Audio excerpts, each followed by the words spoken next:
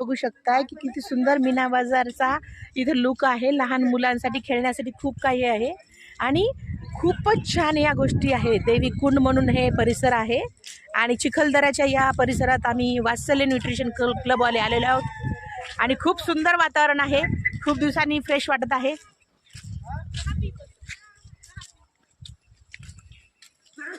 आमचे एरियामध्ये खूप सारे माकडं असल्यामुळे जपून राहायला सांगितलेलं आहे। आताच बोर्ड गेलेला आहे आणि आपण जिकडे जातोय ना तो आहे देवी कुंडकडे जाण्याचा मार्ग आणि देवी कुंडकडे आपण जातोय। खूपच सुंदर वातावरण आहे, थंडगार सुंदर हवा, रिमझिम रिमझिम शॉवरिंग सारखा पाऊस पडतोय आणि आपण इथं आता देवी कुंडच्या रस्त्याने जाणार आहोत।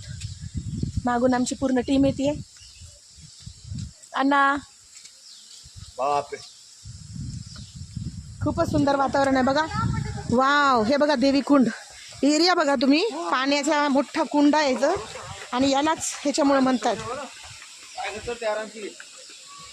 हे। ओके सर, जोरात जातात। ओंकार कुठे बघा, रडायचा आवाज येत आहे।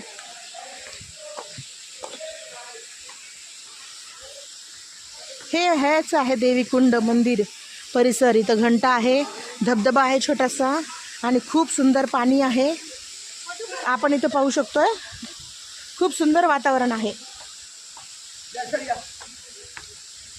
या सुंदर वातावरणामध्ये इथं तुम्ही बघताय की पूर्ण सुंदर असं हॉटेलिंगची ॲड पण केलेली आहे।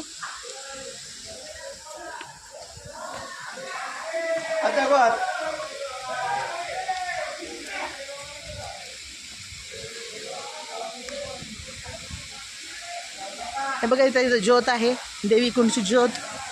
खूप सारा माझा ओंकार इथं वाट बघतोय माझी। मंदिर परिसर आहे खूपच छान, इथे धबधबा आहे आणि हे आपण पाहतोय ते देवी कुंड। हे देवी कुंड आहे, इथं बसायला बेंचेस वगैरे आहे।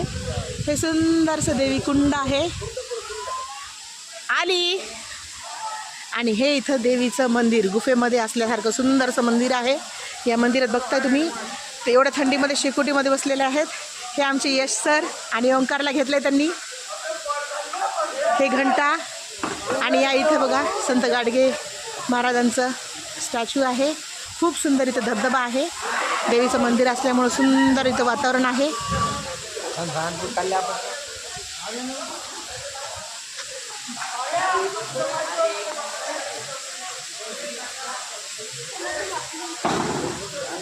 आतमध्ये मोबाईल अलाउड नसल्यामुळे मी बाहेरूनच शूटिंग करते।